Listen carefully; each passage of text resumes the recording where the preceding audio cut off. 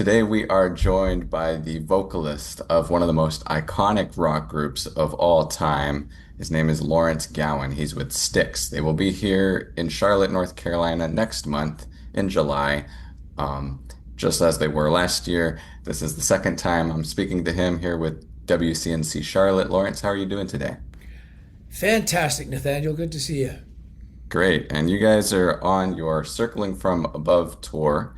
Yes, I believe you have a day off right now, or are you playing a show tonight that I'm we're talking to? playing tonight in Eau Claire, uh, I think it's Wisconsin. Eau Claire, Wisconsin. Yes, very famous actually place for rock in rock history, because I believe it was here that Buddy Holly played his last show, if I'm not incorrect. Awesome. So you're there in Wisconsin tonight. You will be here in Charlotte on The July 18th. 18th, right? Yes, Yeah, I'm glad very you had much your looking notes. forward to it. Glad Very you had much your looking notes. forward. Yeah, Mhm. I've got it all right here. Cool. So how's the tour been so far? I know last time I spoke with you, you were on a different theme, talking about or the Grand Illusion and things like that. Right. Now you're Yeah, on your latest album, Circling from Above. What's that's the right. vibe for the tour been like so far? Well, it's been there's this insatiable demand to see Styx, or to see basically classic rock performed on the level that we're still able to do it, and things just keep evolving in a very positive stream as far as the audience responses go, and as far as how committed we are to continuing to do this for as long as we can, and. There's that. There's new music always on the horizon. Circling from Above being the latest album, and the by the time we get to you, we will be on tour with Chicago, the band Chicago. So that's the big blockbuster summer tour of Styx and Chicago. So two bands from that fabled city of music, and so that's basically what's on the table at the moment. Yeah, a little bit of a great pairing because you have Styx and Chicago, and Yeah, Styx is originally from Chicago, I believe. yeah, that's right. That's right. So is this the first time that you guys have gotten together, That's or why that's got meow. That's why they're meow. I love that. That's great. Hello there. What's his or her name? I his wasn't name able is to just. his name His is name is what? Churrito, which is like Spanish for a tiny churro, like a churro. Oh, a tiny churro. Yeah. Ah, Um, that's so I guess I had asked, is this the first time Styx and Chicago have paired up? I know your band has paired up with so many great groups over the years, but now this one seems just so fitting, right? yeah. It's called the Windy Cities Tour because two bands from Chicago. Although I'm from Toronto, but the genesis of Styx, of course, all happened in Chicago. All the guys that originally were from the south side of Chicago. And I know that the band Chicago, I know this from a live record that years ago, that all but Robert Lamb were originally from Chicago. I believe Robert Lamb was from New York. And I was a very big Chicago fan. I listened to particularly their first six albums, so I saw them back in their original incarnation with Danny Serafino on drums and Terry Kath on guitar. And I loved their records. You know, I just thought they were extremely exciting and great musical explorations that they would go on, and yet somehow make it all very palatable to a wide audience. So I think that it's going to be a great pairing, and this will be our first time with them. So can't wait. Awesome stuff. You mentioned you're from Canada. I'm talking to you at a pretty unique time. The World Cup is going on right now. Yeah, I know last yeah, time I talked to you, you brought up your love of hockey and you talked yes, about the Hurricanes a little bit. But I I'm did. wondering, are you watching Canada compete in the World Cup at all? Or are you rooting for them or any Well, interest in that?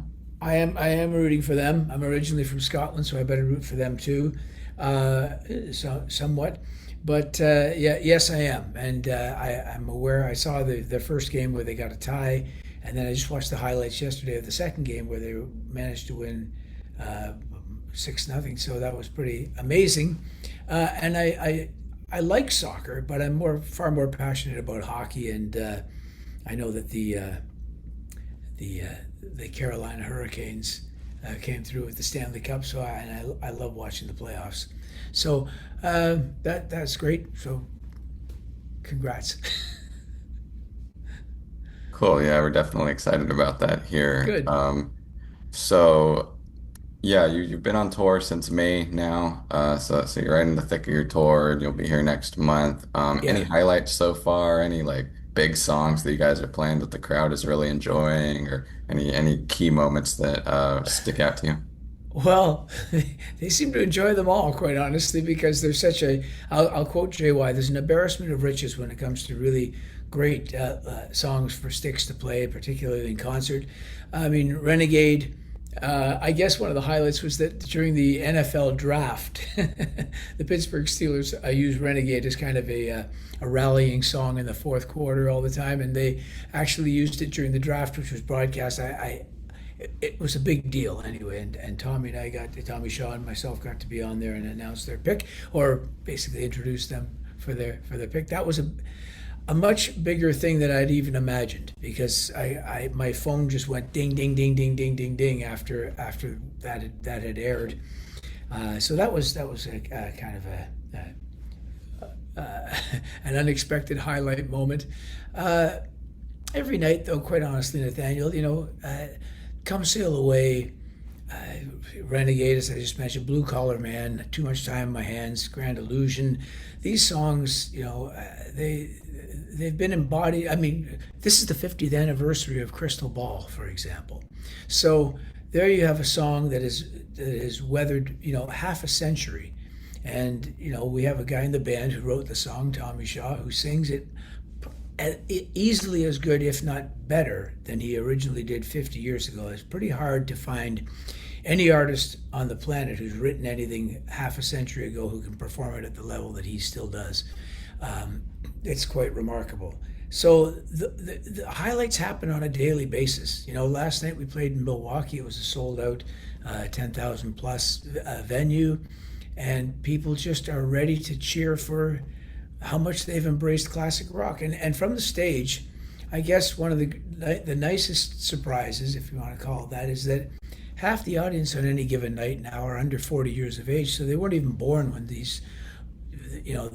height of the classic rock era was at its peak, and yet they've embraced this music, as if it's entirely concurrent with their lives, and to witness that from the stage is very it's very gratifying. I mean, it gives the music an extra kind of weight and almost a sense of importance as to how much it has affected people's lives.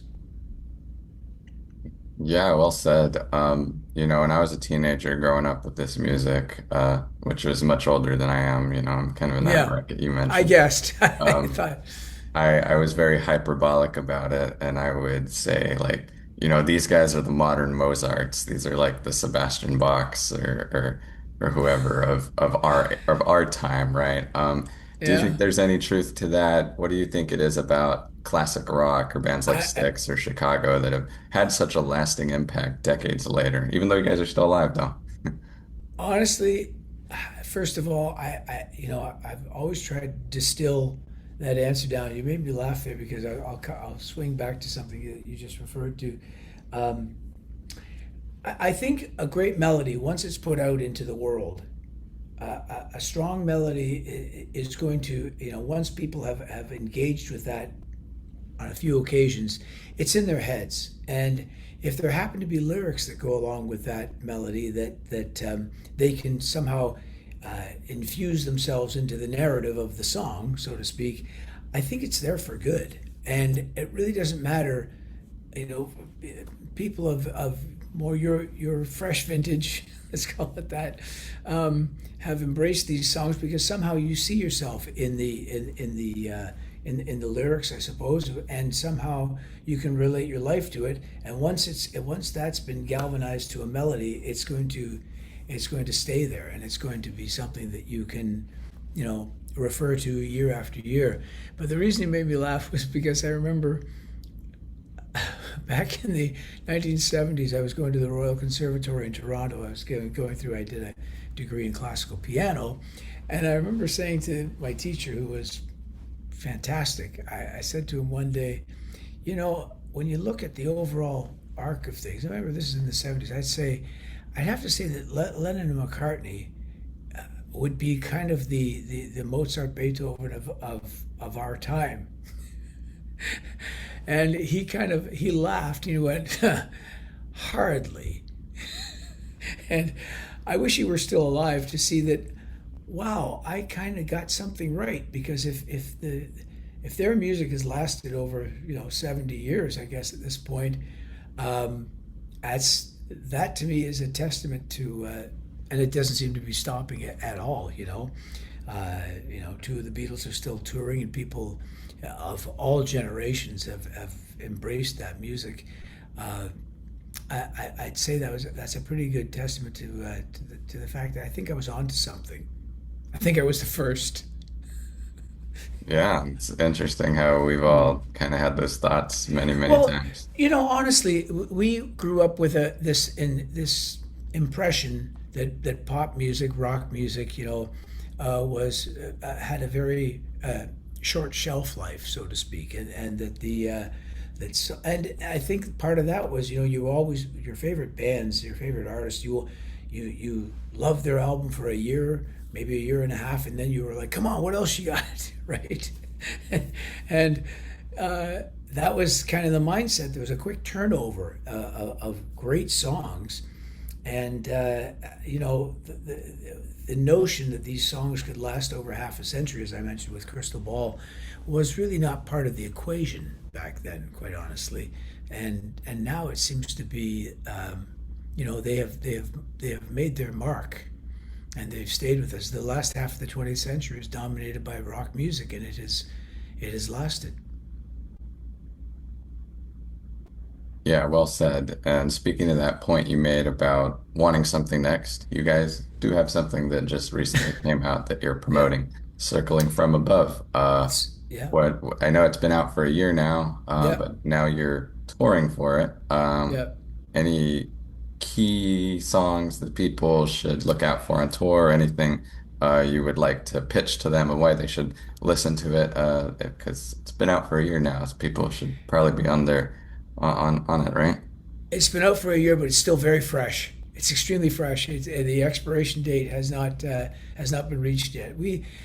It's another one of the trio of albums that we've done since the Mission in 2017, Crash of the Crown in 2021, which actually achieved number one on the Billboard's rock album chart, and the latest one, Circling from Above. I see those three as being um, very important in the overall arc of Styx existence, because all three of those records seem to hearken really strongly to that classic rock era, and that was intentional on our parts, but at the same time have lyrical content that I think is very relatable to the world today. I mean, there's a song on there called "Forgive."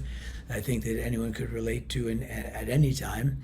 Um, uh, "Build and Destroy" was the first song we put out from the record, and I've been opening the shows with that because it just seems to be a good kind of head bopper to get the show going. And we've got some pretty interesting video content that goes along with that.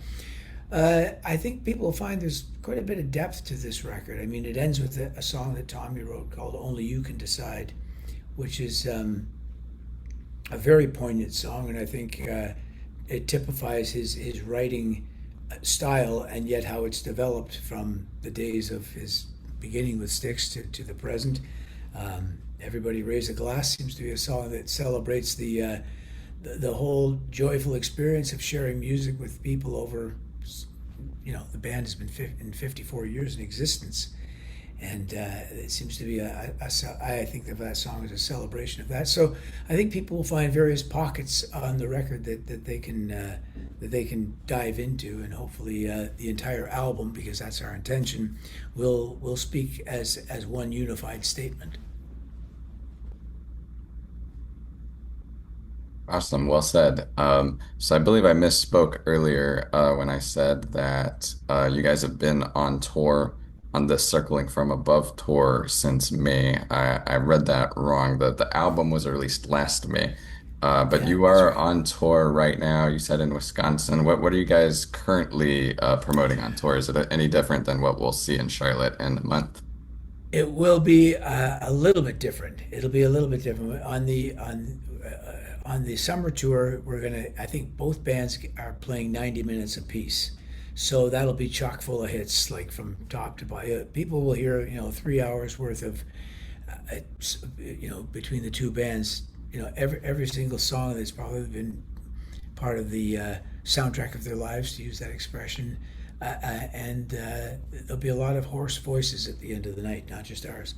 Um, we change it up throughout the year, Nathaniel. Like, for example, when we did our residency in Las Vegas this year, we highlighted the Pieces of Eight album, and we played it in its entirety because that happens to be my favorite Styx album, and I think it's such a cohesive statement. Again, once again, a beautiful album statement that was done, before I joined the band 27 years ago, and so that was a beautiful thing to acknowledge once again. Audiences really love that, but then we go back and forth between including new material between then and now. We did one called Blue Eyed Raven, which was a Tommy Shaw and Willie Vankovich song from the latest album.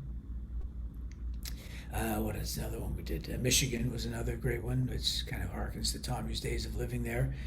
Uh, so, but there's no stick show that you're ever going to go to that you're not going to hear, "Fooling Yourself" or "Lady" or "Mr. Roboto" or "Too Much Time on My Hands." Those are in every single show because they have to be, and we still love playing them. Awesome. Yeah, and we definitely love hearing them. So definitely looking forward to that next month. Just one last question I have is, I know last year you were promoting The Grand Illusion, but next year happens to be the 50th anniversary of the album. I'm wondering any sort of plans you have to honor that album. I'm sure you get asked that question a lot, but dying to know. No immediate plans, but now that you've mentioned that, I have a feeling we'll probably at some point play it, Grand Illusion in its entirety again. We did it last year, so we're kind of, we're still up on all the songs, and I think it obviously deserves that. It's been such a venerated record and uh, so well known. There's not a single show we do where someone doesn't hold up the cover of Grand Illusion in the audience to remind us of what it looked like, or the fact that they still have a copy, or they just bought one. Um, it's yeah, that to me is the that's the centerpiece of Styx. Those four albums that the band did in a row. With Grand Illusion, Pieces of Eight, Cornerstone, and Paradise Theater. I think I mixed the last two in their order.